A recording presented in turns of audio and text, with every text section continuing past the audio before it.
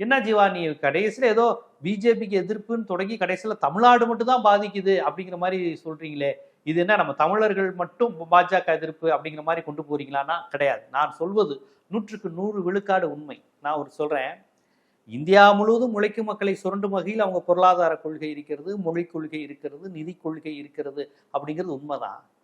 ஆனா இந்த தமிழ்நாடு தமிழர்களை மட்டும் அப்படியே எரியணுங்கிற விஷயங்கள் இருக்கு. அதுக்கு நான் 2 உதாரணங்கள் தரேன். 200 உதாரணங்கள் என்னால் தர முடியும். ஆனால் 2 மட்டும் நான் தரேன்.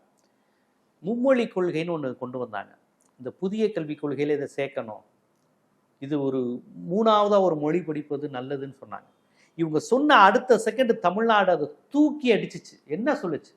3வது மொழியெல்லாம் எங்களுக்கு தேவையில்லை.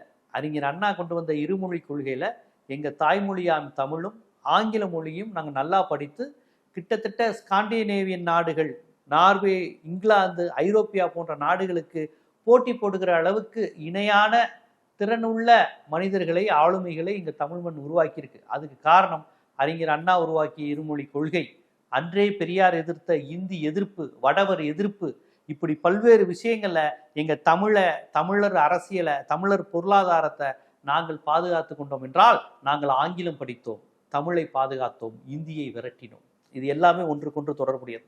இந்த அடிப்படை புரிதல் இல்லாதனால தான் மகாராஷ்டிரா, குஜராத், வங்காளம் போன்ற பல்வேறு மாநிலங்கள் தமிழ்நாடு அளவுக்கு அவர்களால் வளர்ச்சி பெற முடியவில்லை. இது யதார்த்தம். இது சந்திரபாபு நாயுடு சொன்னாருங்க. பாஜக கூட்டணியில் இருக்க சந்திரபாபு நாயுடு சொன்னார். தமிழ்நாட்டுக்காரன் அளவுக்கு இங்கிலீஷ் நாலேஜ் அவனு இல்லை. வெளிநாட்டுக்கெல்லாம் போனால் எங்கே போனாலும் தமிழர்கள் தான் நல்ல இடத்துல இருக்கிறாங்க, நல்ல நாலேஜாக இருக்கிறாங்க. அது காரணம் அவங்க பயன்படுத்திய இருமொழி கொள்கைன்னு சொன்னவர் சந்திரபாபு நாயுடு. எப்பயோ இல்லை, இப்போ இந்த காலகட்டத்தில்.